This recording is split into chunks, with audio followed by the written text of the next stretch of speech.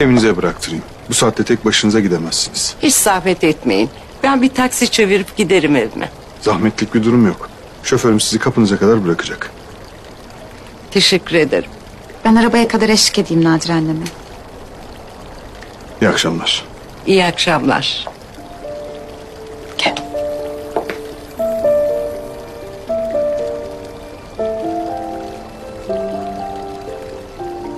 Gerçekten de dediğin gibiymiş.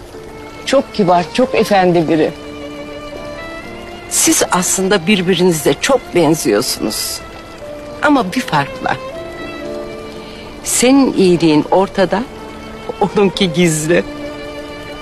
Kendi iyiliğimi bilmiyorum ama o gerçekten de dediğin gibi. Bir de kızım, sonunda bilmem ne olur ama siz birbirinize çok yakışıyorsunuz. Allah sizi birbiriniz için yaratmış sanki.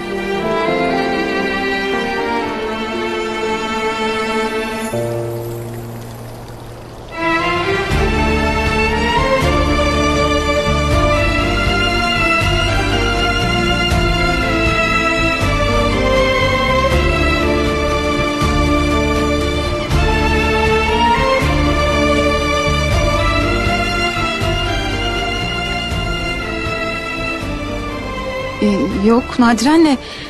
O sadece Sadece ne? Yusuf'un amcası. Aramızda öyle başka bir bağ yok yani.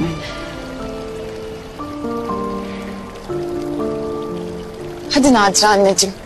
Çok geç oldu. Sen daha fazla geç kalma, tamam mı eve? İyi geceler yavrum. Dikkat et kendine. Sen de. İyi geceler. İyi geceler.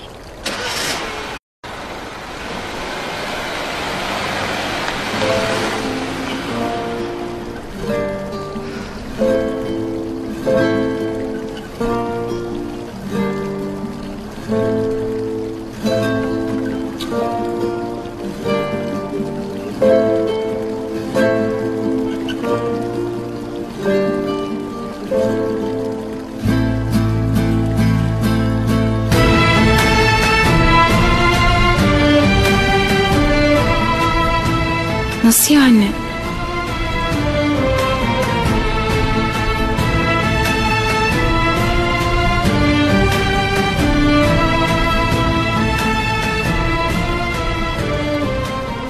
Yoksa duydun mu her şeyi?